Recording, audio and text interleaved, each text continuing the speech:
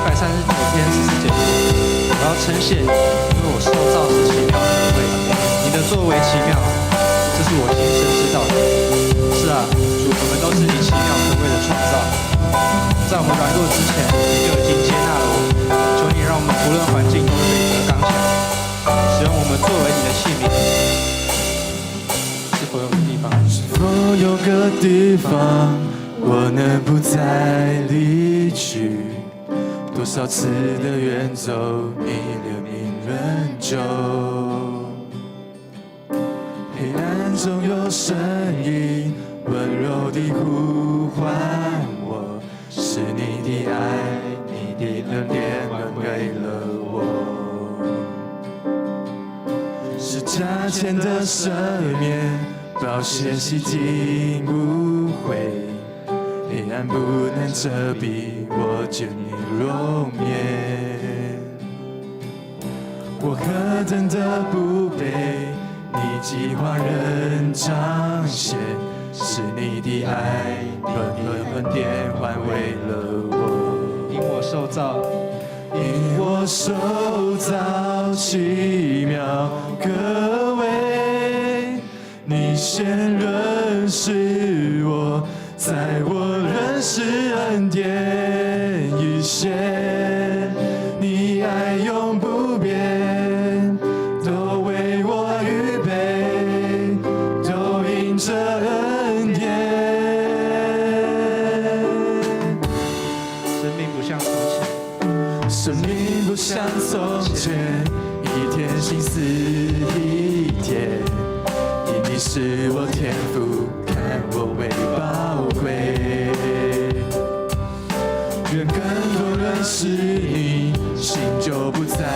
偏离。是你的爱，你的恩典挽回了我。是你的爱，是你的爱，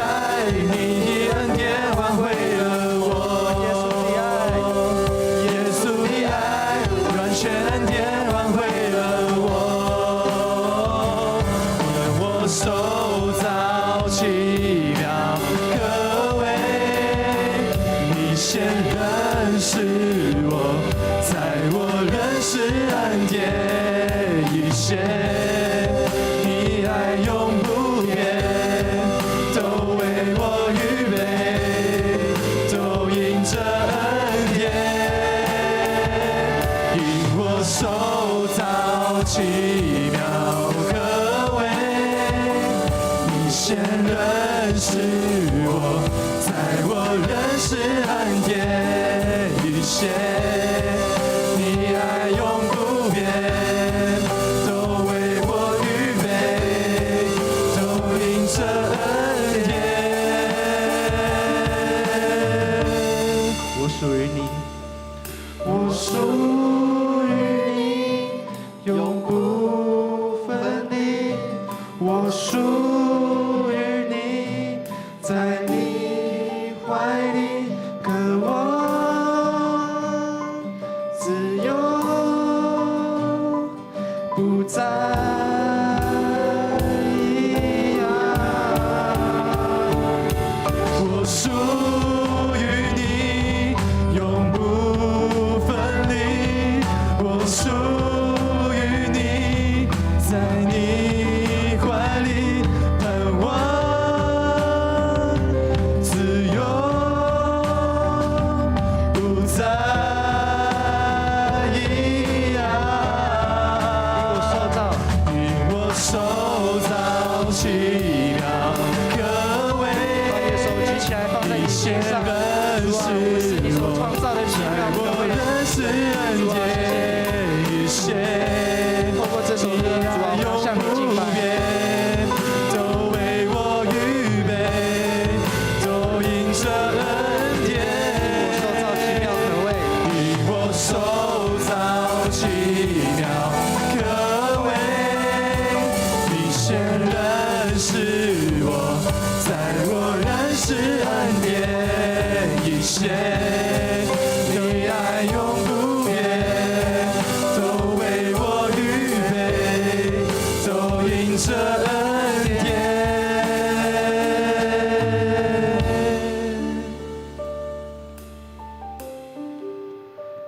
主啊，我们是你所预先命定的人，你呼召我们，称我们为义，称义之后，又使我们得荣耀。主啊，我们满心感谢来赞美你，让我们一起来敬拜。主温柔的圣灵，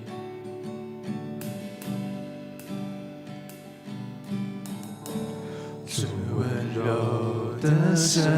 灵，让我全心感受，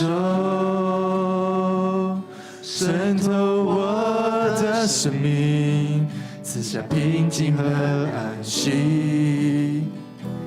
你是我心的满足。再唱一次主慈爱的真理。主慈爱的真理，你荣光照向我，包围我的身体，赐下平静和安息。让我感受你的爱，在呼召我之处，我要献上敬拜，无论遭遇何时，依然扬声歌唱。在呼召我之处，我要献上敬拜，无论遭遇何时，依然扬声歌唱。主慈爱的真理，主慈爱的真理，你荣光照向我，包围我的身体，赐下平静和安息。让我感受你的爱，在呼召我之处，我要献上敬拜，无论遭遇何时，依然扬声歌唱。在呼召我之处，我要献上敬拜，无论遭遇何时，依然扬声歌唱。在我行走时，成为我道路，或者是成为我生命，在这里献上敬拜。在我行走时，成为我道路，或者是成为我生命，就在这里献上敬拜。在我行走时，成为我道路，或者是成为我生命，就在这里献上敬拜。在我行走时，成为我道路，或者是成为我生命，就在这里献上敬拜。在呼召我之处，我要献上敬拜。对上帝说：主啊，我们来到这里，向你献上敬拜。无论遭遇何事，主啊，你呼召我们，在呼召我之处，我要献上敬拜。无论遭遇何事，依然扬声歌唱。在呼召我之处，我要献上敬拜。无论遭遇何事，依然扬声歌唱。在呼召我之处，我要献上敬拜。无论遭遇何事，依然扬声歌唱。无论遭遇何事，依然扬声歌唱。无论遭遇何事，无论遭遇何事，依然扬声歌唱。亲爱的主耶稣，你是我们扬声歌唱、敬拜赞美的对象。主啊，谢谢你跟我们说，因着你的爱，也因着你的恩典，即使我们走过高山和低谷，也不惧怕，因为你都与我们同在。主啊，谢谢你，谢谢你的爱，这是我们的感谢跟祷告，都是奉主耶稣的名求。阿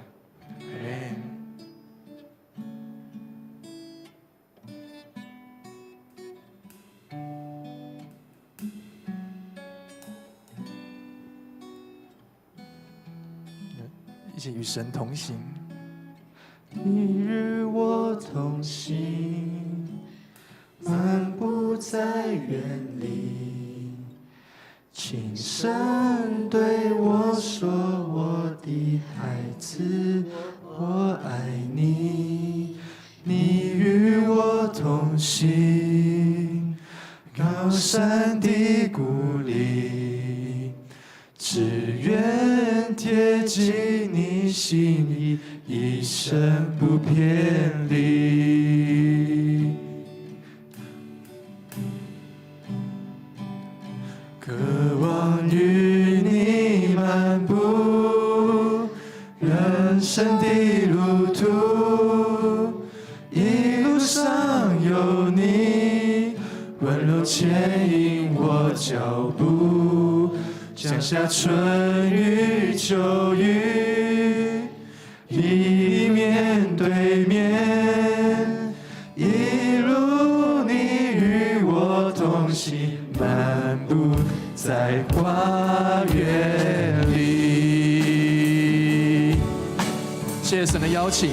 主啊，你邀请我们与你同行，漫步在这个主啊有你同在的美好日子里。让我们放开心，敞开心来对他来唱。你与我同行，漫步在园里，轻声对我说：“我的孩子，我爱你。”你与我同行，高山低谷里，只愿贴近你心意，一生不偏离。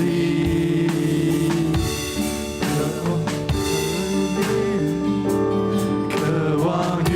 你漫步人生的路途，一路上有你温柔牵引我脚步，降下春雨秋雨，与你面对面，一路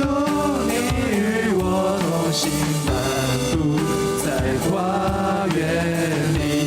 渴望与你来漫步，渴望与你漫步人生的路途，一路上有你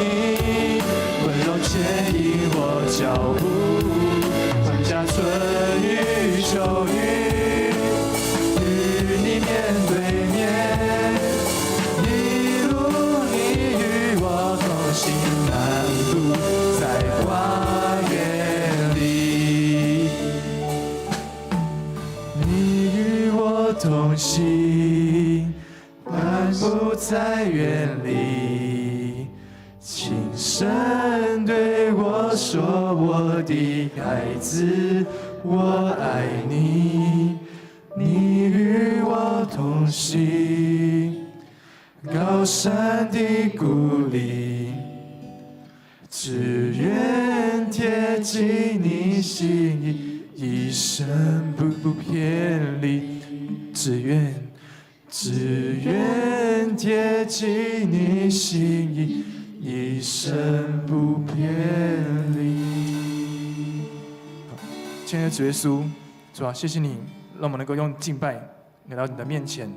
主啊，这首也是我们的心中的诗歌，求你带领我们。在唱这首歌的时候，就如同我们也听到你对我们说：“我的孩子，我们都是你的孩子。主，你爱我们，你爱我们到底。不论是在高山低谷，主啊，你都与我们同在。不论是主啊，我们在人生的每个十字路口或是彷徨的时候，你都在我们的身旁对我们说：孩子，这是正路，你要走在当中。主啊，谢谢你，主啊，我们能够认识你，真的很美好，也能够主啊，你能够成为我们生命当中的神。主啊，我们为一切献上感谢，谢谢你的恩待。主啊，我们来到你的面前，求你带领我们的心，能够安静，然后也能够谦卑的来到你面前，来聆听你对我们所要说的话语，主啊，谢谢主，我们一切感谢祷告都是奉靠主耶稣的名求，阿们。好，大家请坐。好，那今天也是个特别的日子，就是我们有外勤讲员的时候，我们都会邀请我们一个弟兄姐妹来讲见证。那今天我们要邀请的呢是陈欣，她是 YC 小组的姐妹，然后她会来跟我们，她会来跟我们分享她的生命见证。好，我们一起来欢迎她，拍手。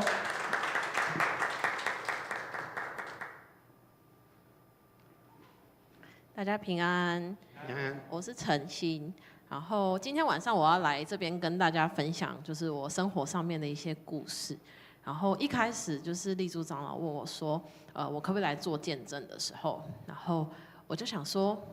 要做见证可以，可是要讲什么呢？就我觉得我的生活上面好像也没有什么特别了不起的，然后或是可以值得拿来告诉大家的事情这样子。但是就是上个月那个倩如有到我们的中间来分享，然后他就跟我们分享说，陈牧师之前找他来分享，但是他其实也不知道他要讲什么，然后他就说就是先答应就对了这样，然后我就先答应就对了，然后我现在就站在这边。那我那个时候知道是10月25号要分享，但其实我没有想太多这样子。然后我是大概这周大概周1、周2的时候，我就想到说，这周有很多人会去参加茶经营，他就会很多人不在，太好了，就是这样我就不会很紧张。但是我后来又发现今天是许牧师要来讲道，然后我就想完蛋了，我就紧张感加倍这样。然后今天可能因为许牧师要来我们中间分享，所以也来了很多平常不会参加周6礼拜的弟兄姐妹。然后我刚刚在打鼓的时候，我就想说完蛋了，今天怎么就来那么多人这样子？然后我就好，我还是要来讲见证，所以今天就要来跟大家分享这样。好，那我原本以为今天在座应该大部分都是学生啦，所以有点超出我的预期，但是没关系，我相信大家都有考过试。那在考试的时候，不是大家都会教说怎么解题嘛，就有超多解题的方法这样子。然后其中一定就是老师或家长一定有教过大家一个方法，叫做删去法，就是把那些你保证绝对不是答案的东西先删掉，然后缩小范围，直到你选到你要选的那个答案为止，这样子。然后在人生里面，当然就是这件事情可能也会有点不通用，就是当你连这个是不是答案你都不知道的时候，这个方法可能就不适用这样子。但是我就是现在我是29岁，然后我觉得我这个年纪有点不上不下。你要说我很老吗？也不至于。但你要说我很年轻吗？也不能这样讲，就是所以我就发现说，就我生活当中或生命里面开始出现一些跟我还是学生或是还是23、24、25岁的时候好像不太一样的感觉。那我就发现说，我是很爱用删去法的人。其实我有点不太知道，我有点没有办法直接说出我想要这个，但是我可以很明确的知道说我不想要这个，就是比如说我超讨厌吃香菜，但是你今天问我说你要吃什么的时候，我可能不一定讲出来，但是我就会说我不要吃香菜，我不要吃葱，不要吃姜，这样就有点类似这种感觉。所以我就发现说，在我这个不上不下的年纪的时候呢，其实删去法是一个很好用的，把那些我不想要的东西删掉，然后再去把那个我想要的样子的轮廓描绘出来。例如说，比如说在工作上，我不想要每天都加班，我不想要把我的人生全部都耗在这个公司里面，或者是我不想要，我明明就休假，我就出国玩，我还要抱着电脑出门，然后早上出去玩，然后晚上在饭店里面加班，这我不想要。然后我也不想要，就是每次礼拜天，然后想到明天是礼拜一，就我已经超越那个 Monday Blue， 就是每次想到礼拜一要去上班就很想哭，这我也不想要，这样。好，那以上我说的这些东西都是真实发生过的，我等一下就会告诉大家为什么这样。好，那就是有一些人可能就是有一起小组的人，或者是有偶尔会交换近况的人，可能会知道我今年大概在就是最近的时候换了一份新的工作。那会换新的工作，倒不是说我觉得我的上一份工作有多烂，不是觉得说就是它很烂，或者是它有什么我就是觉得就是很有问题的地方，而是我后来发现那份工作并不是我想要的。那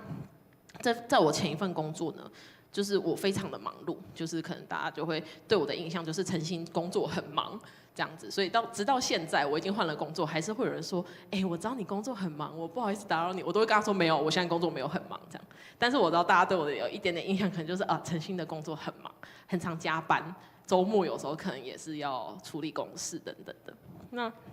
就是这份工作的忙碌程度，让我几乎没有办法顾及任何除了工作以外的事情，比如说家庭，比如说我跟朋友的生活，我自己的兴趣，然后甚至是教会的服事，有时候我都会有一点心力交瘁这样子。那就刚好在去年我这么忙碌的时候，刚好是我第一次就是被提名执事。就是执事被选举的资格这样子，那我还记得去年就是陈牧师有打电话来问我这样子，当然我有答应他嘛，因为我有被选。那可是其实我当下我心里是很担心的，因为我觉得我的工作已经这么忙了，然后我又有一点没有办法对我的工作说不，因为我觉得那些就是我已经被聘了，然后我在那边工作，那就是我的责任，那就是我应该要做好的事。那如果今天我又被选上执事了，然后我心里就很多担心，我觉得说，那我可能除了礼拜六固定聚会之外，我礼拜天也要聚会，那我可能礼拜天也会有很多的服事，可能又会被找进很多什么部，然后就会有很多超出我想象的事情，然后所以我心里其实很担心这样子，但是我还是觉得，如果今天都已经被提名了，那我觉得我就交给神，我就说就是选上。那我就选上，没选上也是神，就是不会让我就是觉得现在还不是时候，但是我就还是去选的。那后来的事情可能大家也知道，就是我去年没有选上，就是差一点点吧，我记得好像差一点点就有上，但是总而言之，我去年是没有被选上的这样子。那没有被选上之后，其实工作还是很忙碌，然后生活还是继续，然后就是其实事情没有什么太大的改变。那直到今年6月的时候，就是我经历了很多，就是我刚刚有说以上那些我不想要的工作模式，其实都是我真实在上一份工作经历过的事。就是我到最后上班的时候，已经是我只要想到我要去上班，我就会哭，然后或者是有时候在那个上一班压力很大，我就会去那个厕所里面哭一下，然后差不多哭到差不多，然后觉得就是可以回办公室的时候，然后我再回办公室再继续工作这样子，然后我就觉得。天哪，就是这真的不是我想要的，这真的不是我所期待的生活跟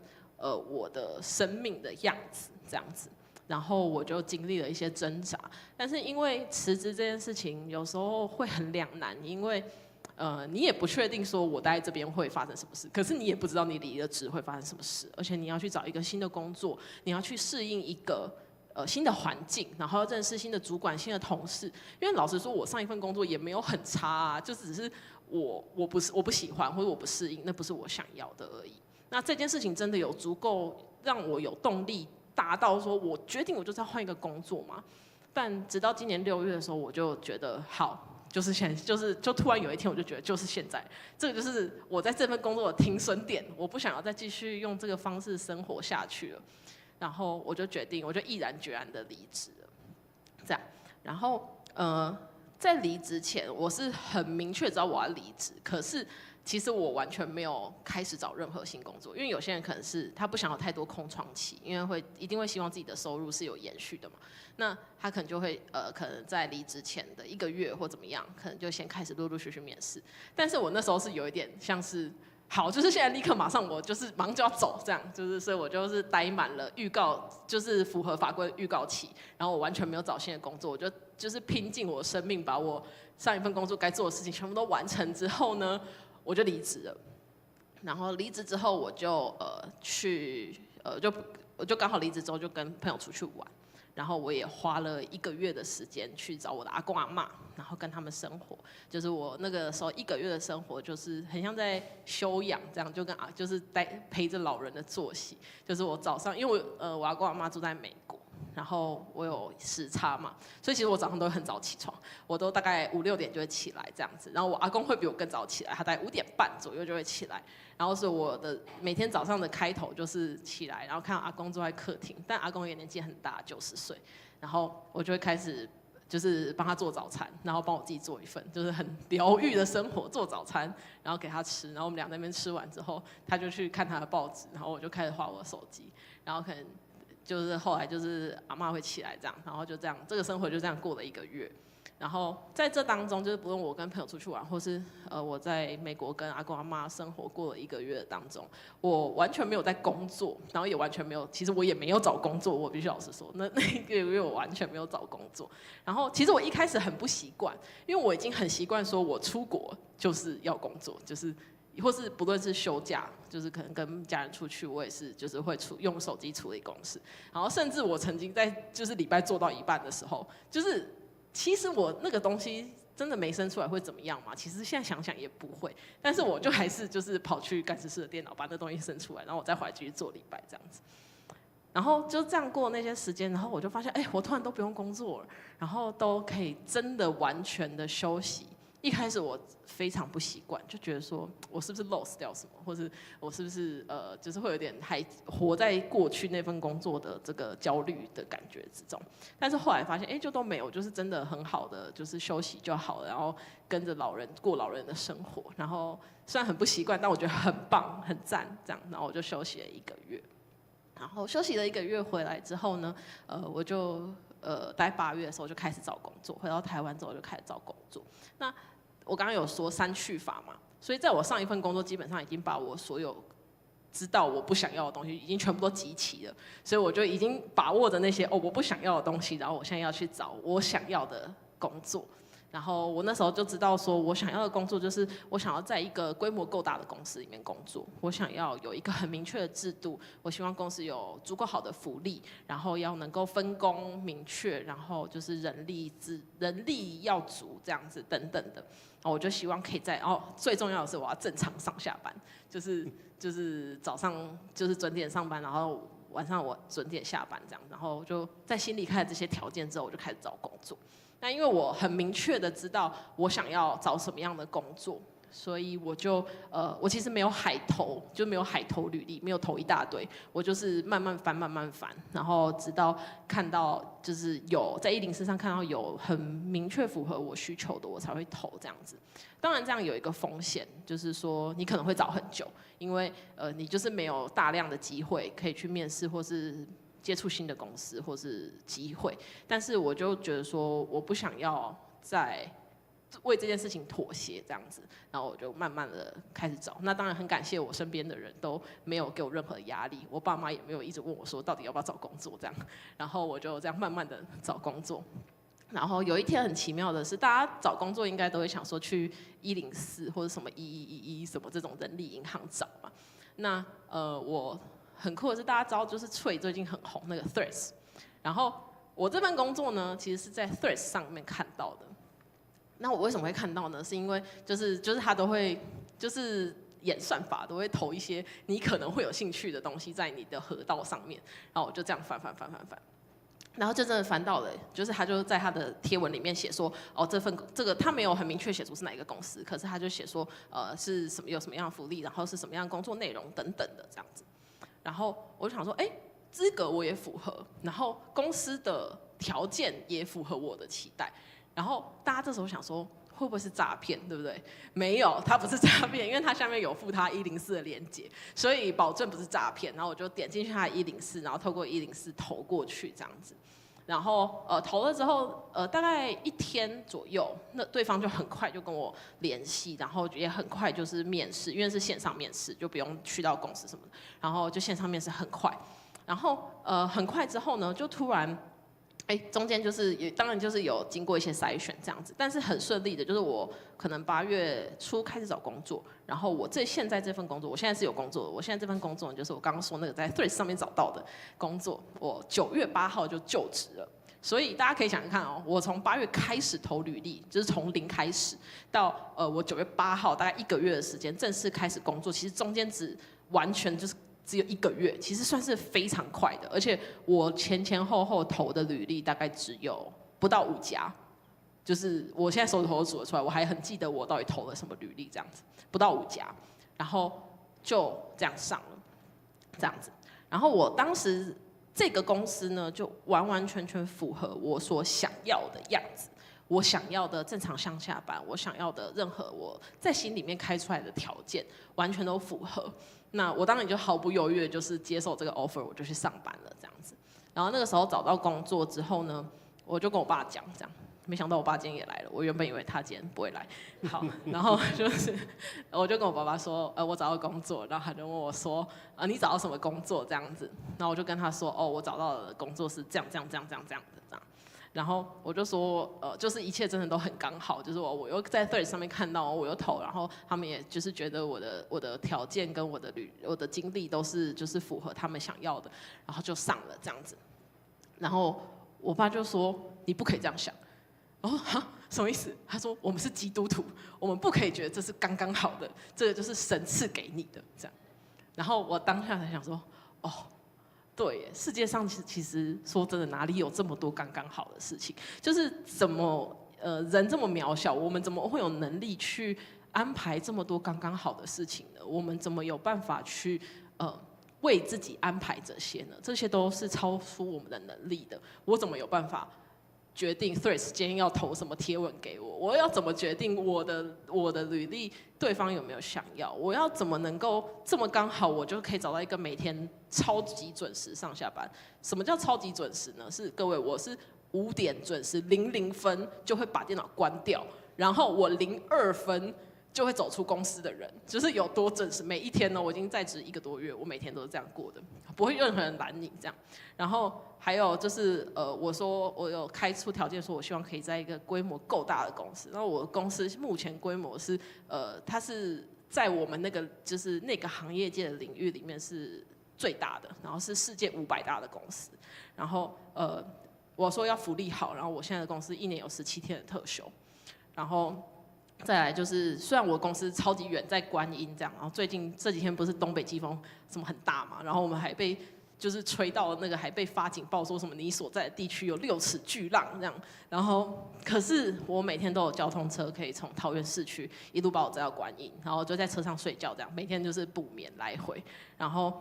又有就是因为观音很偏僻嘛，其实就工业区没有什么吃食。然后，所以公司其实每天都有午餐，提供午餐这样，所以就我也不用为了去公司要怎么去，或是去那边要怎么吃这些东西，我都不用烦恼，因为公司都有提供这样子。就是这么刚好的事情，在我就是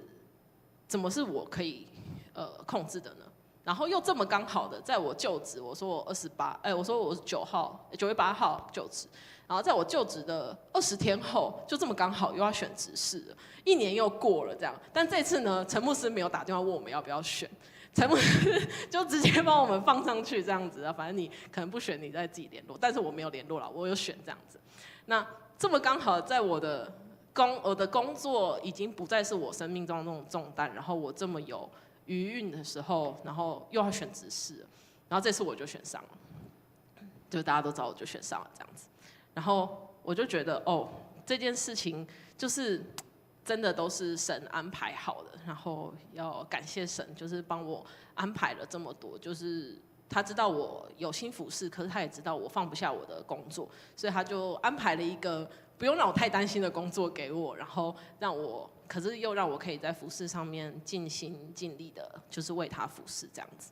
那最后呢，我想要跟大家分享一段我最喜欢的经文，这样，然后是在传道书的3章1到11节。那我念给大家听就好，因为有点长。好，凡事都有定期，天下万物都有定时，生有时，死有时，栽种有时，拔出所栽种的也有时，杀戮有时，医治有时，拆毁有时，建造有时，哭有时，笑有时，哀痛有时，跳舞有时。抛掷石头有时，堆聚石头有时，怀抱有时，不怀抱有时，寻找有时，失落有时，保守有时，舍弃有时，撕裂有时，缝补有时，静默有时，言语有时，喜爱有时，恨恶有时，征战有时，和好有时。这样看来，做事的人在他的劳碌上有什么益处呢？我见神叫世人劳苦，使他们在其中受精炼。神造万物，各按其时成为美好，又将永生安置在世人的心里。然而，神从始至终的作为，人不能参透。的确，就是现在回头看，我从上一份工作直到现在，然后以及就是搭配我就是在教会的职分跟身份上面，真的就是天下万物都有定时，然后一切都是在安排在神的手里，就是神的奥妙人不能参透。那我的信仰当中一直在这段经文，我大概从大学的时候知道就是读到这篇经文，然后一直到现在，我都觉得就是不论是在我的生活里面，然后是在我的信仰里面，我都从中感受到神很多的恩典跟他的安慰这样子。那我们都一定要回头看，因为人没有办法知道我们未来的路到底是怎么样的，只有神能够知道。一定要当我们把这段路途都整个走过去之后，再回头看，你才会明白说，哦，原来我经历的那些是为了要在这个时候，彰显神的荣耀，彰显神对我们的安排是如此的美好，又有恩典这样子。那，我觉得我们就是我直到现在我。虽然说对于我来讲，现在还是很困难，就是要选择在苦难或者是在不舒服的时刻，不停的等待，不停的等待，不停的等待，直到神的时候来到。这件事情，我觉得我还在学习，然后也很不容易。但是我希望就是这个经文可以成为我，然后也可以送给大家，成为大家的祝福。这样就是希望大家在真的碰到很困难，或者是就是到底为什么我现在要经历这些的时候，就可以有一个很好的安慰。那最后的最后呢，就是记得大家前面我有说那个删去法的事情嘛，对不对？然后也记得大家我有说，就是有在一个状况不适用，就是当你连不知道，连那个不可能是答案都不知道的时候就不适用。就是像我刚刚说的，那我在高中的也不是高中，从小到大，我的数学跟自然都非常烂。就是我所谓的非常烂，就是呢，我的高中就是有6个学期嘛，我只有1个学期有过，我其他5个学期的数学全部都是补考，就是不停的补考跟补课来的这样子，就是非常烂。然后我那个时候高中的时候。就觉得说，我毕了业，此生绝对不可能再接触这2个，就是数学跟自然的，然后我就直接放弃这样子，就是我学测也就是让他去这样。那我非常非常讨厌这2个科目，然后我也就是一直确定说我此生真的不可能用到。但是呢，就像我说的，就是人都是很渺小的，你不知道神的时候是什么时候。大家知道我现在在做什么工作吗？我现在做采购，采购就是整天一直在跟数学打交道。那大家知道我现在在什么公司工作吗？我在全世界最大的德商化学药品公司工作。所以呢，神都有他的定时，请不要轻易的放弃你现在就是面对的困难，要好好的跨过它，各位学生，因为你不知道哪一天你就会再去面对这些东西。所以我们要将我们的生命的困难都要交在神的手中。以上是我的分享，然后谢谢大家。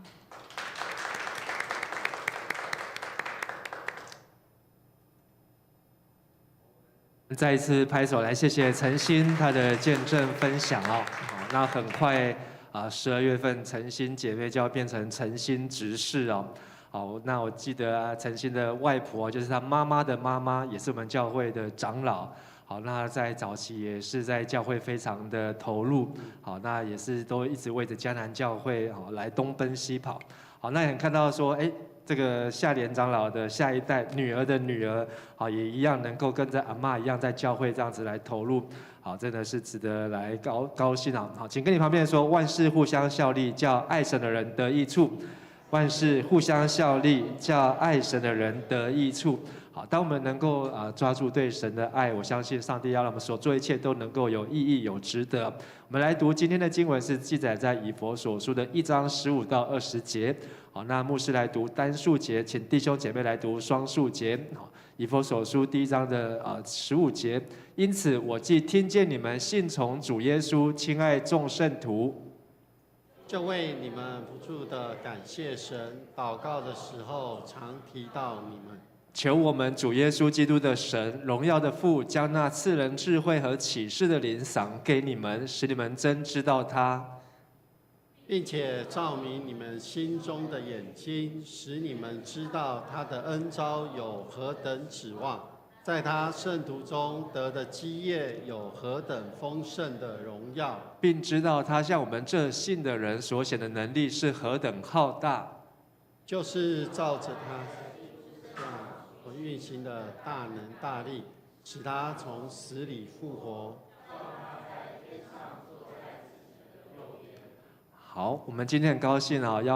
能够邀请到许胜凯牧师好回到迦南教会。好，那许胜凯牧师是从2009年神学院毕业就被派到迦南教会，好，那时候是担任社区传道，后来在迦南教会封牧。好，然后担任社区牧师，一直到2016年，好，那许牧师全家到美国服侍哦，所以从2016年年底离开迦南到现在，他都还没有回来过这边讲道，好，所以这样子已经离开9年的时间哦，好，9年的时间，好，今天很高兴在迦南教会要庆祝60周年前夕哦，好，他和雅琳师母都回来到我们的当中。好，我们这时候热烈拍手来欢迎许牧师。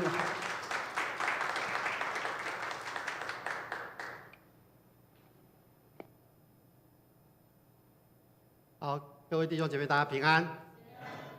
刚刚晨曦说突然变得这么多人哈，我不知道是不是我的缘故，我想应该是圣灵带领的缘故。很高兴再一次来到我们当中，跟大家一起来分享上帝的话。其实陈牧师刚刚已经讲了，我很感谢上帝，让我从2009年一直到2016年的年底12月31号到最后一天总共大约有7年半的左右这个时间在迦南教会学习和服侍。其实也要感谢当时的真正的牧师的指导让我知道怎么样成为一个好牧者。更感谢陈牧师那个时候在社区工作上面打下了一个基础，让我可以在那个基础上来发展社区工作所以在场的其实很多位都是当时我们在大有国中，还记得吗？我们在大有国中，你们来到教会，陈汉就是其中的一个。今天看你站在台上，我实在无比的开心。也谢谢各位弟兄姐妹过去对我们全家的照顾让我们能够享受在迦南教会的大家庭里面然后可以形塑我们现在的样子，让我可以在文山教会里面来服侍所以我的孩子陈恩伯恩也成为了大学生所以非常感谢大家，谢谢大家过去的关心以及照顾。今天会来到迦南教会讲道，我想是陈牧师邀请我，他从去年就跟我讲，迦南教会60周年要邀请你回来讲道。我说好，那我们时间确定了，我们再来谈所以我为了迦南教会60周年我写了一段迦南美地主预备，南北东西俱此处，教导百姓来信主，会众合一做主公，设立教会传福音，教育传承不停歇，60、100倍结果实，十字架上显主爱，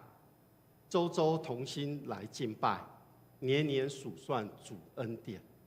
我虽然没有文成长老那么厉害了但尽我所能，把这一段来献给迦南教会，祝迦南教会60周年生日快乐。60周年的生日，事实上是一个值得纪念的日子那回想10年前我有幸参与在迦南教会的50周年庆。好，那牧师要考试一下当时通过迦南教会的长子同工，有产生了一个意向目标。不知道大家还记不记得那意向目标？可能不久之前才拿掉了之前是放在1楼，我们旧堂的隔壁1楼还有人还记得吗？来，丽珠点头，丽珠。不是呢，50周年，我看他真的都忘记了。好，给大家复习一下：迦南50，相传有事，兴起嘉光，万人服侍。那个时候嘉光教会设立没多久，才过去设立开拓没多久，所以那时候迦南教会所设立的那个我们说的意向主题是这个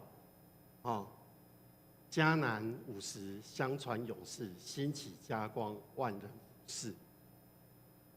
我想今天是60周年的时刻，那牧师要请教大家，或许你们在当时10年前年纪都还很小，或者是有人觉得那个时候我还还不是长值。那我们回想一下，在今年60周年这个时刻，我们是否已经完成了50周年的目标呢？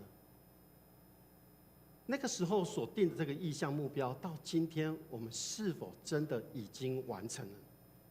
那另外一个问题是，那么我们预备要进入一个新的一个世代了吗？在今天跟各位分享的经文里面，以弗所书的主题是上帝在时机成熟的时候要完成的计划，就是使天上地下一切的被造的都要归属基督，以他为首。所以如果我们按着以弗所书它的这一个主题，我想他要提醒我们的是，无论我们所思考的，我们所计划的，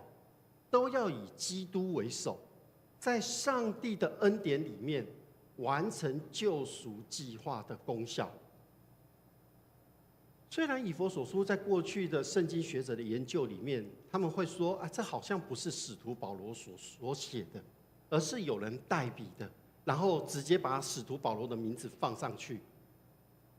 我想不论是不是使徒保罗他所写的书信，这封书信依然有值得我们所学习的地方。就像约翰加尔文所说的，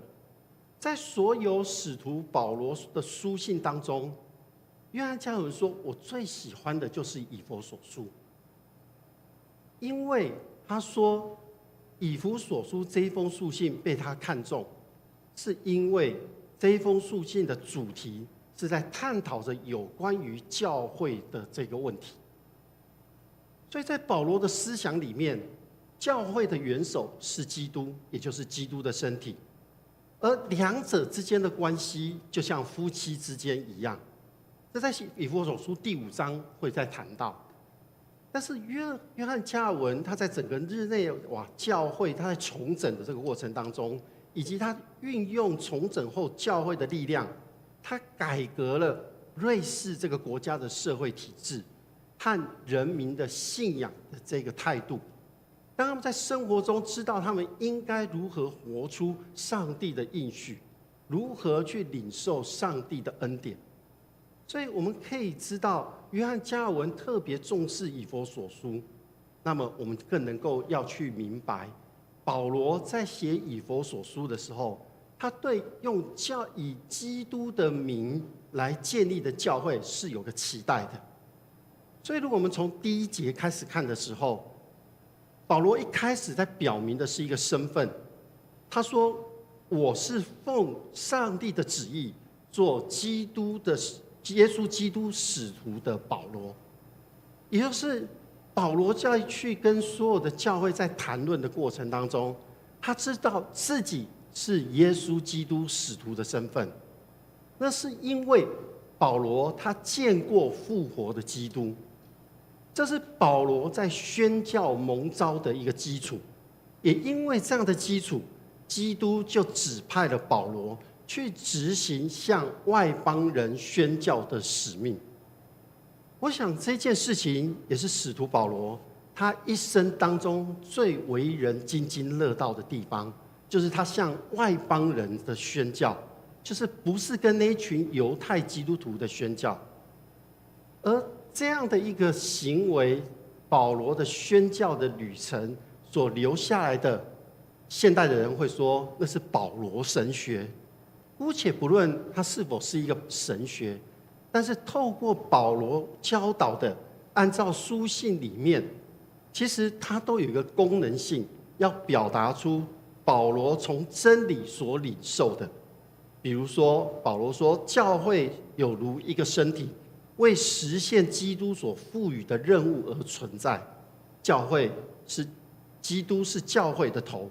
而教会是其他的部分是肢体。所以当保罗我们今天所读到的在为教会祷告的时候，他在为以弗所这个地区的教会信徒祷告的时候，其实他是在陈述他所知道的，在基督里有关于以弗所那边在信仰上的一个信心表现的讯息，也知道他们在对同伴所展现一个爱心行为，已经传到他那里去了。所以当我们读15节到20节的时候，我们大概可以知道，保罗他是一位代祷者，因为他持续的为会众祷告的一个宣教师。他不只是为他所认识的那些个人在做祷告，他更是为着群体，也就是那一群人知道保罗的名字，但是他们是住在很远地方的人在祷告。不过在保罗的祷告当中，会让我们觉得比较新奇的地方，其实在当时的人会认为非常的新奇，是因为保罗祷告的内容其实非常详细的，而这一段祷告跟对比其他使徒的祷告来看，就是这一段祷告里面他有举例，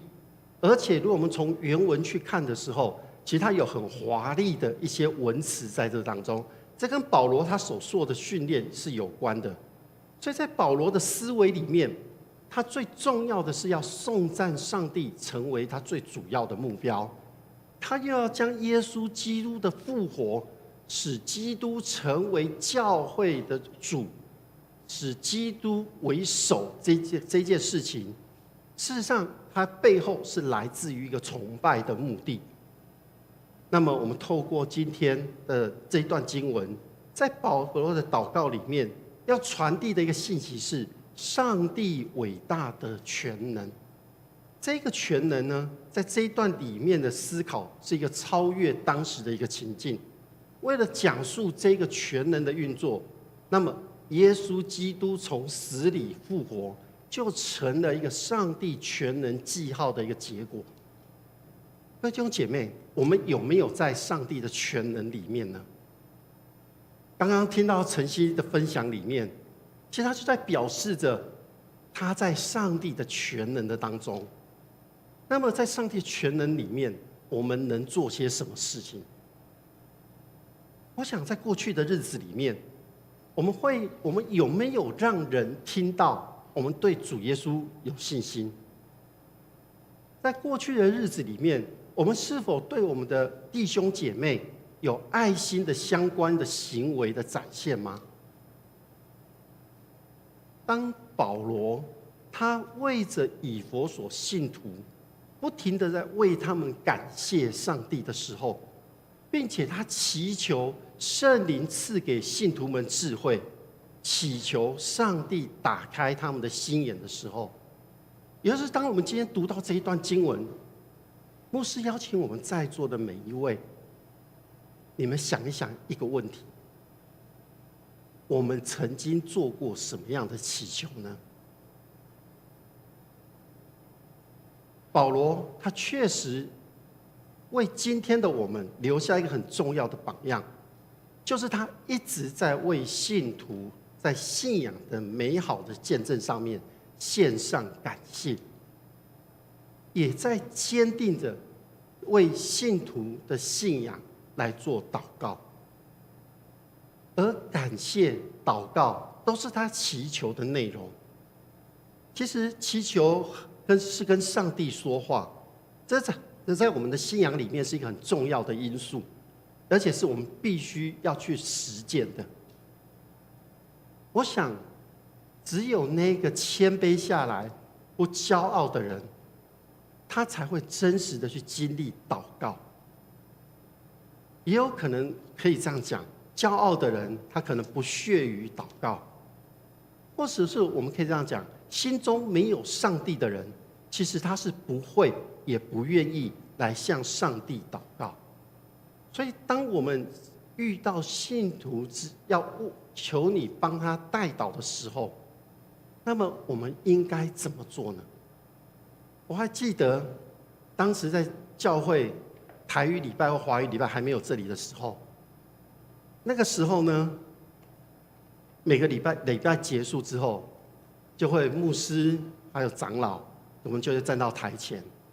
会邀请弟兄姐妹来到台前，你有什么事情我可以为你代祷？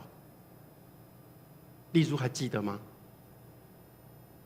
我想说，我在那个时候常常遇到一个是，我为他祷告完，我跟他说：“你回去你可以自己来祷告。”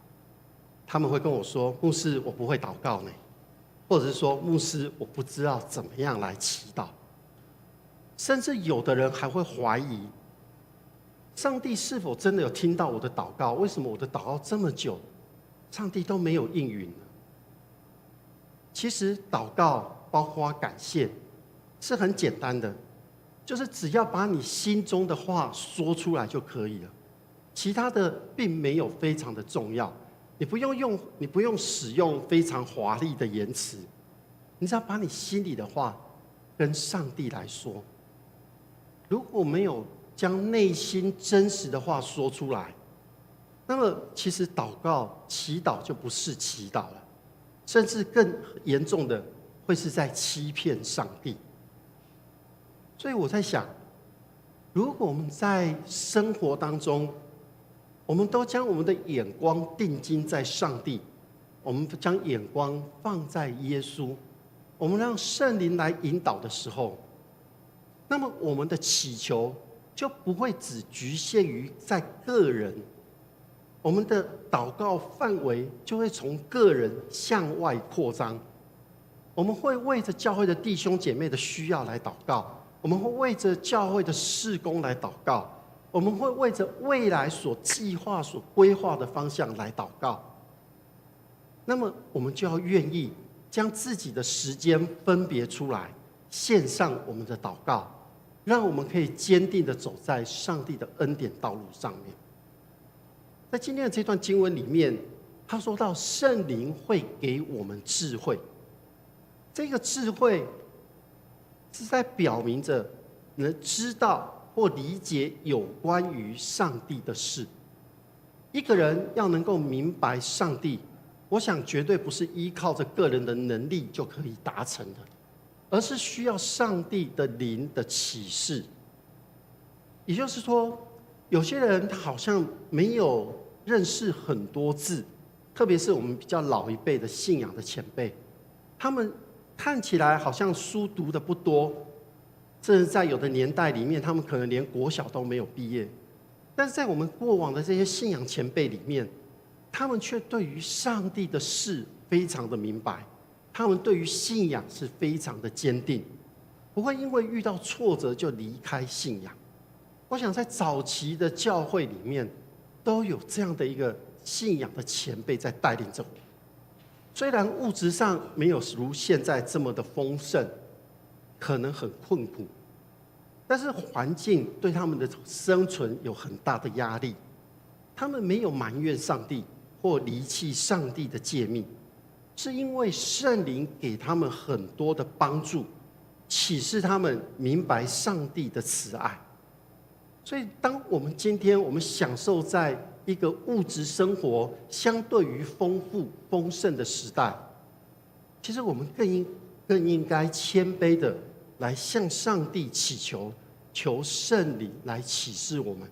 让我们来面对前面的道路。基督教信仰的奥秘，其实往往在谦卑的人当中产生力量，却在那些骄傲的人当中消失了。所以当保罗在称赞着以弗所教会的信徒他们的信心和爱心之外，也答应为他们祈求上帝赐福在他们当中，让他们能因为他们所行的所说的来为上帝做见证，也让他们可以在耶稣基督的爱里面得到拯救。所以保罗为着以弗所教会的信徒，是要让他们知道蒙受呼召的盼望是什么。这个盼望其实保罗在哥罗西书里面他也这样写着说，起初福音真道传到你们那里的时候，你们就听见这福音所带来的盼望，这样你们的信心和爱心都是以那为你们保存在天上的盼望作为根据的。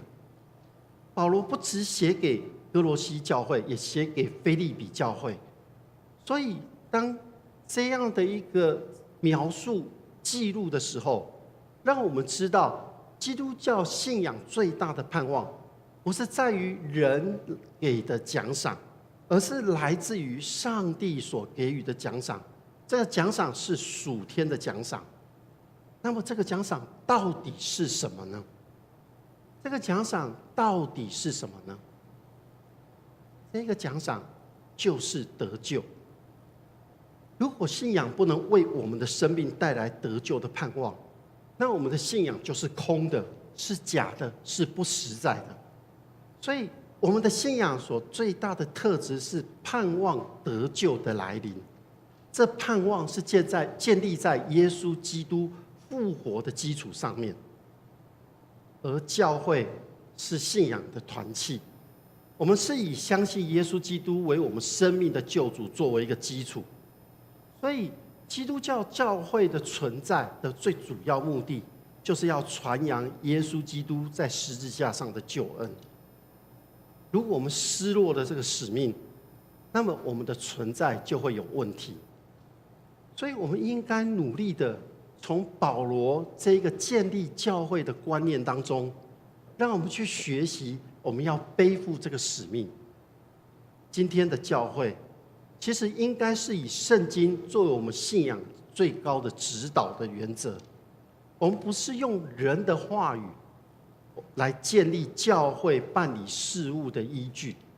而是应该在圣经的话语当中，以圣经做中心。因为耶稣基督是上帝所差来拯救我们生命的主。所以当我们组成一个教会，我很高兴今天看到迦南教会，我们有年轻的一代，我们还有我不认识的人，我非常的开心，因为我们正在建立教会，而组成这个教会的每一个分子，都是耶稣基督身体的每一个部分。也就是说，身体所代表的是可以触摸得到、可以感受得到、可以看得到、可以体会得到的实体。因此，无论是我们基督徒或教会，我们都应该有这样的认识。这个认识就是我们的一举一动，我们的言行举止，都代表着耶稣基督，因为我们就是他的记号。我们身上有他的印记，所以我们不能说我在教会，我就是教会的生活；我在工作，我就是工作的生活；我在家里就是家里的生活。其实我们不能把信仰、工作、生活分开来的，我们应该把它结合在一起。所以无论我们走到哪里，我们都是带着耶稣基督这个身体，也就是这个记号，我们才能够让人家知道、感受到耶稣基督的存在。但是我们现在真的有时候太忙了，忙得让我们无法去好好的把这些部分结合在一起。我们就是基督的身体，这也是一种信仰的告白。如果我们要有这样的一个认知，我们就很难见证耶稣基督在我们的生命里面，也很难使我们成为一个新造的人。我们无法从他那边支取力量，所以我们要学习并且认知到，我的身上带有耶稣基督的印记，我们可以这样子来做告白。我还记得一件事情，就2009年的时候，我来教会那时候有个主题，就是丽珠刚刚讲那个主题。那个教会主题是对内是个祷告的教会，对外是宣教的教会。大家还记得那几年里面，可能你们还小，比较年长一点，我不知道你们有没有记忆。那几年，我们推动了1年1本书：敬拜人生、团契人生、侍奉人生、成长人生、宣教人生。我来的时候刚好读到后面2本。这是一个各区小组一起定下的一些目标，成为教会整个灵命成长的运动。它的统计是这样：从主日礼拜的出席、小组的聚会、礼拜5的祷告会，还有一些学习的作业，然后一样有见证分享、关怀代祷，凝聚了大家，也就是形塑了现在迦南教会，只要小组里面有婚丧喜庆，这个小组这个区就一起来协助这个家庭走过这艰难的时刻，与哀伤的一起哀伤，与喜乐的一起欢喜。我想这一切的基础就是定睛在上帝，每天浸泡在上帝的话语当中，而且用祷告托住每一位弟兄姐妹、小组还有教会的各项事工。当然，今天我在这样回顾的过程里面，其实不是要大家回到过去的那个所谓的荣景里面，因为现在的人和环境都不一样，世代已经在交替了。但是我们不能否定过去的一切，若不是有过去的经验成为现在的基础，让我们可以在这个基础上面向上跳跃，向前迈步。我想那个是让我们很清楚知道，这是一个传承的过程。而当中，其实我觉得最重要的是，要在祷告当中寻求上帝的旨意，遵守耶稣基督的教导，顺服着圣灵的带领。未来我们还要怎样？我们要怎么样来面对各样的挑战呢？未来我们是不是有做不完的很多的事工呢？还是当我们在面对这些挑战或事工的时候，师母之前常常讲一句话：“主啊，我在这里，请你差遣他去。”我知道陈牧师已经规划了未来，以及预备将来的一个目标。虽然我不在你们当中，其实我的 YouTube 里面还是有一个那个叫什么连结，就是迦南教会的 YouTube。我依然在为迦南教会祷告。我也要邀请各位弟兄姐妹，聚焦在上帝、耶稣和圣灵的身上，请你用你的行动来回应上帝对你的呼召，在教会里面献上自己，找到自己的命定呼召，从心里来服侍，享受在服侍当中的喜乐和甘甜。我最记得郑牧师说的一句话，他说，在教会里面要成全圣徒，各尽其职。各位弟兄姐妹，在迦南教会60周年的主题，我应该没有写错吧？迦南60宣教路，薪火相传主领路。在我们新一个世代的时候，我们有这样新的一个意向目标。那么我们在于50周年的主题，迦南50相传永世，兴起家光，万人服侍。当我在预备今天要跟大家分享的这个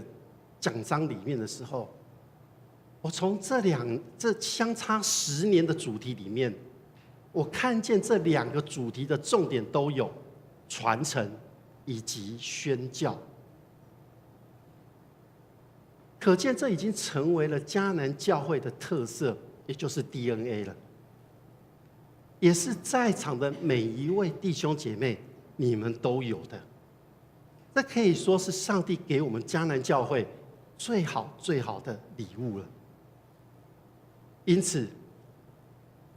我想在60周年的庆典过后，我们每一个人都要记得，这是一个新的旅程的开始。在未来的10年，通过牧师、通过长老、执事、通过小组长、通过每一位弟兄姐妹，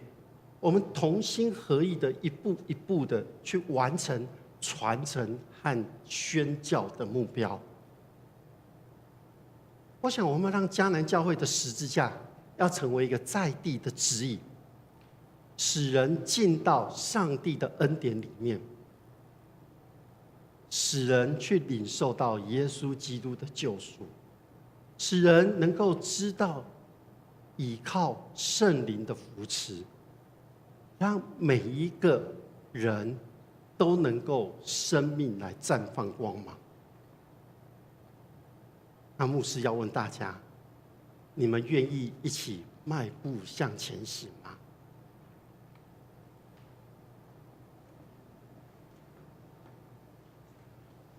我们把眼睛闭起来。这个迈步向前行，不是你们个人，是整个教会与上帝、与耶稣一起迈步向前行。如果你愿意，你就跟上帝回应。这是你跟上帝很亲密的时间。如果你愿意，你就在这边说：“主啊，我在这里，请差遣我。”全能天父，过去的年岁，你一步一步的带领。虽然我们不是走得非常的平顺，但是在你的恩典里面，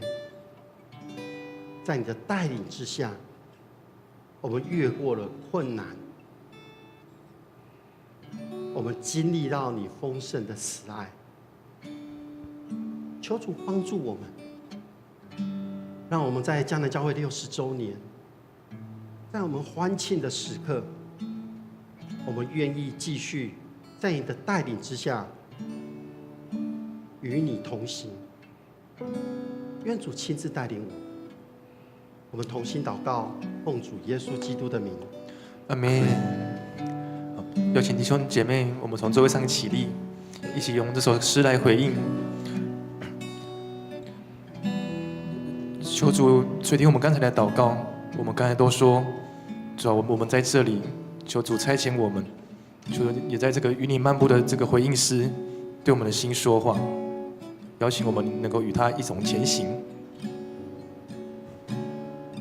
你与我同行，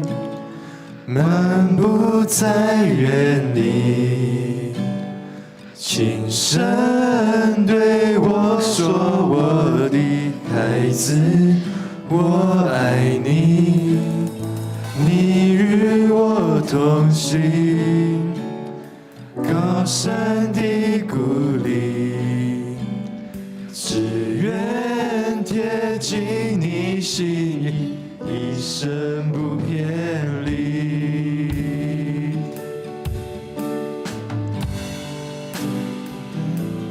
渴望与你漫步人生的路途，一路上有你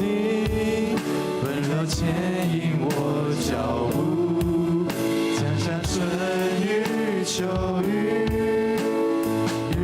你面对面，一路你与我同行，漫步在花园里，你与我同行，你与我同行，漫步在园里，轻声对我说：“我的孩子，我爱你。”你与我同行，高声的鼓励，只愿贴近你心意，一生不偏离。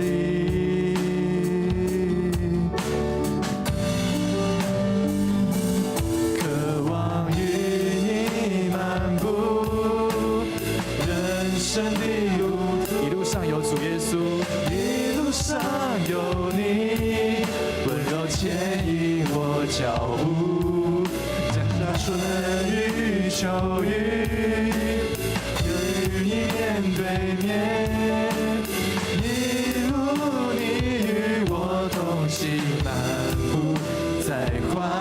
园里，渴望与你漫步人生的路途，一路上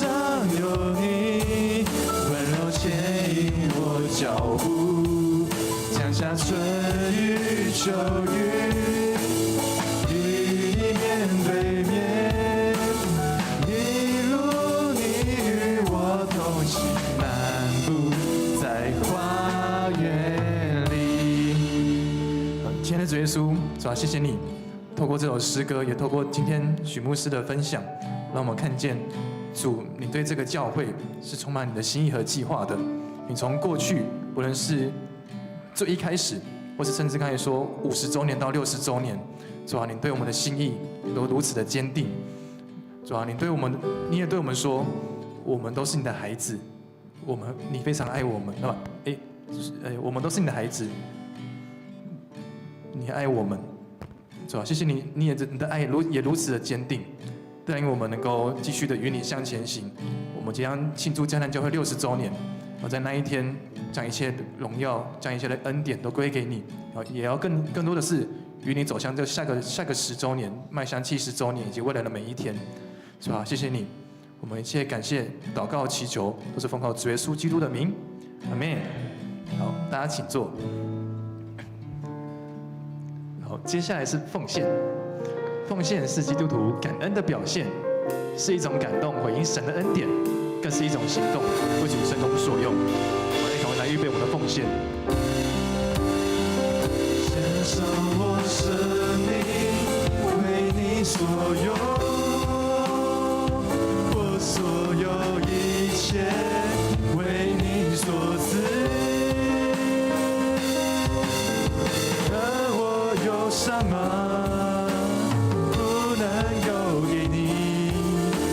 是你的恩赐，是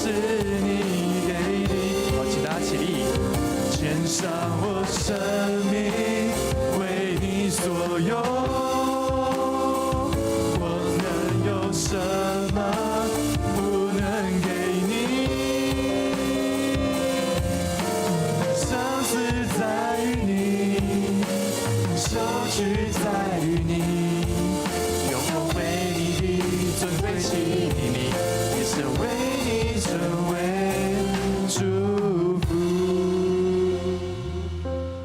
爱我们的天父上帝，孩子满心的感谢，谢谢你再次聚集我们来到你的殿中领受你的话语，谢谢你在我们每个人的生命中都赐下最美好的安排，让我们经历你丰盛的恩典。求主在未来能够持续带领迦南的每一位孩子，有更多的经历你。现在孩子献上时间、金钱，才能为你圣工所用。求主来悦纳，祷告都是奉靠主耶稣基督的名求。阿们。让我们再次来敬拜我们主耶稣。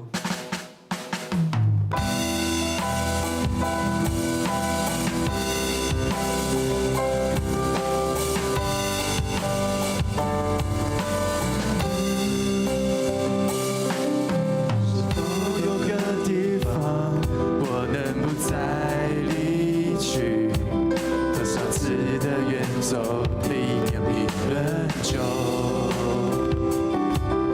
谁暗中有声音温柔地呼唤我，是你的爱，你的恩典挽回了我。是价钱的赦免，是价钱的赦免，宝血洗净污秽，黑暗不能遮蔽我见你容颜。真的不配，你计划仍彰显，是你的爱，你的恩典挽回了我。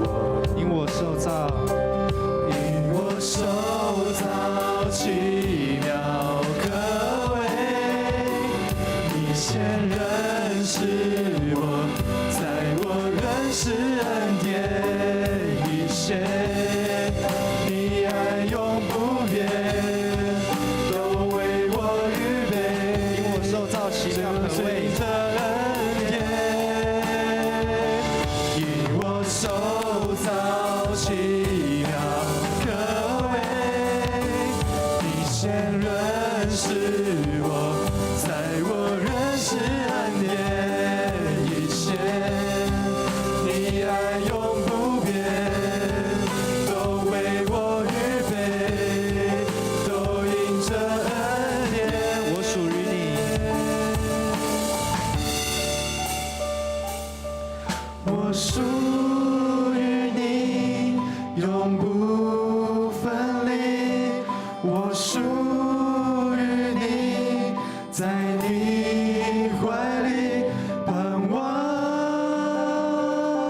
自由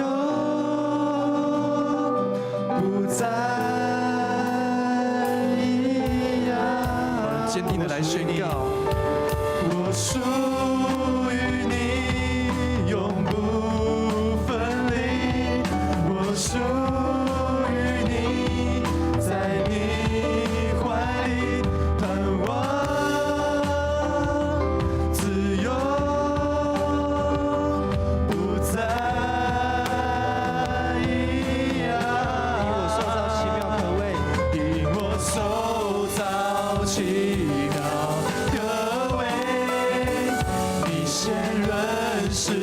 我，在我认识恩典以前，你爱永不变，都为我预备，都因着恩典，因我受造奇妙可畏，你先认识我，在我认识恩典以前，你爱永不变，都为我预备，都因着恩典。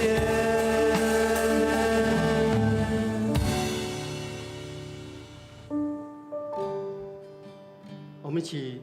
来领受上帝的赐福。愿天父上帝所赏赐的平安与喜乐，主耶稣基督带来的救赎与盼望，圣灵的扶持与同在，与你们众人从今直到永永远远。阿门。好，大家请坐。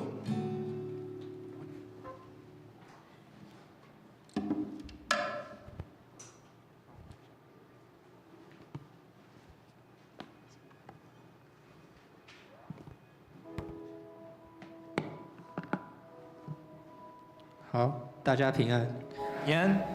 好，那我们首先再次欢迎许牧师来到我们当中，然后谢谢他今天带来精彩的演讲。还有雅玲师母，对，雅玲师母在后面。好。然后今天有新朋友来吗？还是有旧朋友？啊？不用选。好，请起立。还有蔡秀一。对，我们欢迎新朋友跟旧朋友。还有精品。好，今天有很多人去那个读经营，但没关系，我们礼拜还是有看到很多人在我们当中。好，那第一点是这个，接下来会有60周年的系列活动，然后明天下午会有一个音乐会的彩排，是下午的1点半，然后在2楼，在主堂49号的2楼，然后是青年牧区跟圣歌队要一起合唱的彩排。好，然后再是这个11月2号在桃园国小的60周年的活动，然后请小周上来补充报告。好，大家平安。好，那这个活动呢，我相信大家应该很熟悉了，对。然后就是因为我们的那个报名时间快截止了，所以就是也在跟大家这个多介绍一点，就是我们11月2号当天呢，我们会在桃园国小举行。那我们第一个那个 Part 1的活动呢，就是感恩礼拜，然后时间是9点到10点20。好，那第二部分呢，就是10点20之后，我们会在桃园国小有个运动园游会。然后这个运动呢，就是有点像一起来欢庆，然后就是迦南教会的生日，然后我们透过这些运动，然后就是来团结迦南人们的心，所以就是邀请大家能够在那个就是在我们的报名时间到下个礼拜1，就是10月27号，所以就是邀请大家能够一起来参与在这一天里面。那我们的报名方式总共有3种，第一种呢就是直接跟你的小组长登记，这是第一个。第二个呢就是大家可以去，不论是等一下出去，或是那个本堂的中岛，都有那个名片，或是邀请卡，上面都有介绍，然后还有那个 QR code， 就是这个是报名的连结，大家可以用这个来报名。那第3个呢，就是用那个迦南赖官方账号，大家输入那个关键字报名，然后也会有那个电子连结，对，一样可以用这个，总共有这个3个方式，然后3种方式择一就好了，就不要3个都报，会太多，对，就是3个择一。好，那帮我按下一张。好，那也要先跟大家预告一下，就是我们当天会发生的事情，所以大家可以先看台上的地图，就是这个是桃园国小，然后我们当天有个先跟大家讲交通，就是因为我们当天桃园国小它的那个民权路那一侧，就是之前那个图书馆的那一侧，它因为有活动封路，所以我们当天呢11月2号统一都有后门，就是桃园国小的后门这边。就是有知道油饭吗？很多油饭或是小吃或是早餐店那一条，就是真的从这边进入哦。好，那大家可以看到我们的那个地图配置。我们当天9点的第一个活动就是感恩礼拜嘛，所以大大家往那个左下角那个橘色屋顶的礼堂前进。对，然后9点准时开始哦。那9点这个时间大家要记清楚一点，因为我们当天准时参加礼拜的，就是会有一张摸彩券。然后这个摸彩券等一下来介绍一下。所以呢，就是感恩礼拜在礼堂，然后我们10点20结束之后呢，我们就会来拍大合照，然后开始我们的运动会，然后都是有些暖身啊，然后我们的运动就是等一下有第2章，就是等一下会介绍。然后剩下就是像补给站、救护站，或是那个投摸彩圈数，大家再稍微留意一下。然后我们当天也会再多说明。好，那大家帮我按下一张。好，那这个呢就是运动会的详细配置，就是我们总共有8个关卡，有8个运动的关卡，像剑玉啊，或是丢沙包，我们都是这种，我们有设计就是非常简单的，就是大家只要这样挥一下就可以完成的，所以不用想得太难，没有很难哦。所以就是大家可以各自在这个50分钟里面各自去闯关。那我们除了有运动之外呢，我们有结合教会的历史，所以我们有看到像传递福音，或者像什么牧羊人下班，是很好奇里面是什么，就是带着你的组员去参加就对了。所以就是我们有结合运动，然后跟教会历史，所以就是非常就是在这个60周年一起来欢庆这样。哦，还有一个很特别的，就是我们想说借着这个很重要的大家的聚集呢，我们也希望在慈善方面能够就是为慈善来尽一份心力。所以呢，我们也有邀请，我们总共有邀请6个公益团体，然后他们会在那个司令台的2侧摆摊。所以如果觉得运动好累哦，那都可以去这边要去逛逛，或是去看他们的宣导品，就是来为慈善来去尽一份心力。所以这是当天的配置。然后每一个关卡呢，你只要有完成那个闯关，就会给你一张摸彩券。然后刚才那个9点准时参加礼拜也有一张摸彩呢。好，那我们来看一下我们会摸彩的奖品。好，下一张。好，这个我们当天在运动会结束之后呢，我们会回那个桃小的礼堂进行摸彩，然后总共有60个奖品哦。然后我们的头奖，大家可以看到除湿机超应景的，对不对？就是这周下的那个迷迷毛毛。就是这个除湿机就可以，如果抽到的话就可以搬出来用。所以有除湿机，然后2奖到10奖就是有餐券，然后也有一些像蓝牙喇叭，或是大家可以看到后面有全年礼券或者一些餐券跟商品券，所以就是大家可以一起来共襄盛举，然后带出你的热情，然后一起来动一动，拿摸彩券，然后一起来摸奖。好，对，那如果有问题的话都可以来问，像我是外展部的同工，可以来问我，或是问陈鑫。还有问陈牧师也可以，就是有任何下群都可以来问我们。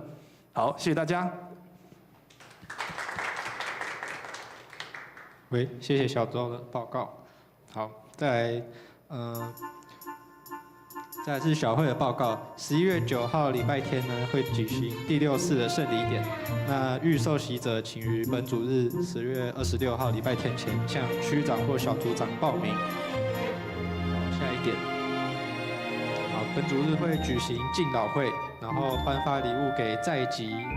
及在人在并且满70岁以上的兄姐。那名单请见教会周报的第2页。再来是财务会议，本主日将于12点15分在402教室召开财务会议，然后请财务同工留意时间出席。接下来是敬拜部门的报告，就是刚刚讲的60周年的感恩音乐会。10月31号礼拜五的7点30分，在49号的2楼，我们会举行这个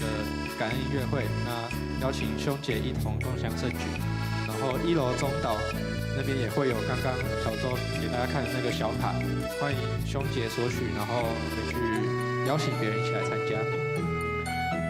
好，这个是感恩音乐会的海报。再来是侍奉部门的报告。本主日的早上10点半到11点半，将会于教会1楼举办社区医疗咨询。那欢迎邀请亲友来参加。然后还有松大讲座。这次的讲座是心血管疾病的杀手，走中正三高。在10月29号礼拜3的早上到中午，讲师是桃荣肾脏科的张家峰医师，然后应该会有线上的，所以有 Google Meet 的代码，那也是详见周报。再来是全人生命教育协会的参访，10月30号礼拜4将会参访社团法人中华基督救助基督教救助协会永和办公室，然后早上8点半在教会集合，请同工要参加的预备心。再来是松原大学委员会11月1号礼拜六早上10点在402教室召开。好，这个是青年退休会的影片。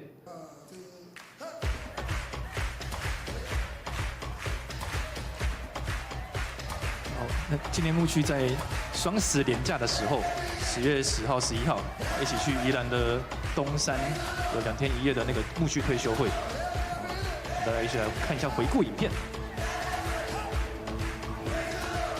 我们总共有32位青年同工一起参加。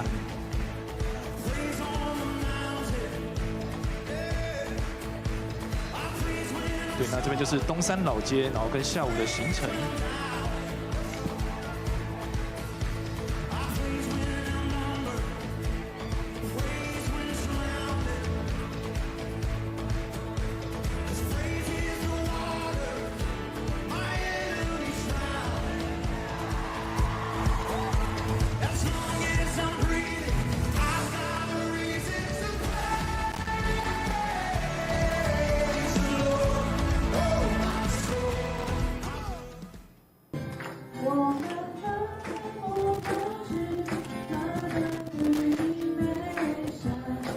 是恩赐怜悯相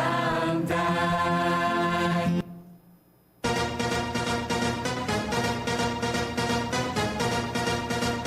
大家可以一起猜一下。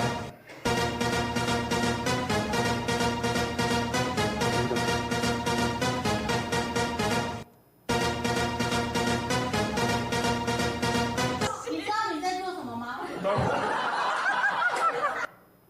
在找谁？一直找，跑哪去了？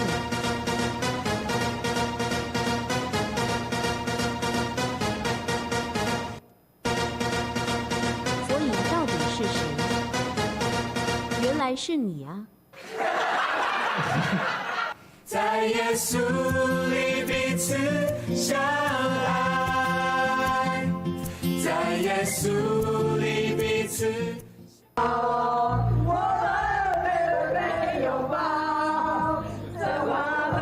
我们这次的住宿是一个包栋的民宿，所以我们是合法的，没有吵到别人。大声来欢呼！That's right, that's right.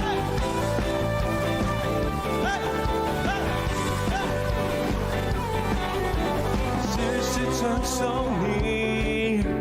向你来歌唱，因你是拯救我们伟大的神。我们尊崇你，称颂你生命，口唱心和地，大声地赞美你，不停赞美你，大声赞美你。下跪休息，下跪望山。口鼻子的心，都在归起来。你的心，纯纯的手。我每个灵魂都在我归来。我爱走大，我你的爱化作希望的荆棘。同样的，但是你的爱。我爱的风，予你会听变做声通的外口，闪闪烁烁，我出上帝的听他。没有你配的荣耀尊贵权柄，天是属于你，地也属于你，一切所造之物齐来赞美你。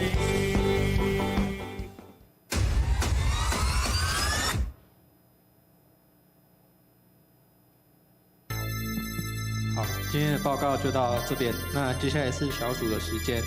那嘉兴小组一样在舞台左侧，然后 YZ 小组在吧台旁空地。那大家可以彼此请安。那我们今天就聚会到这边，谢谢大家。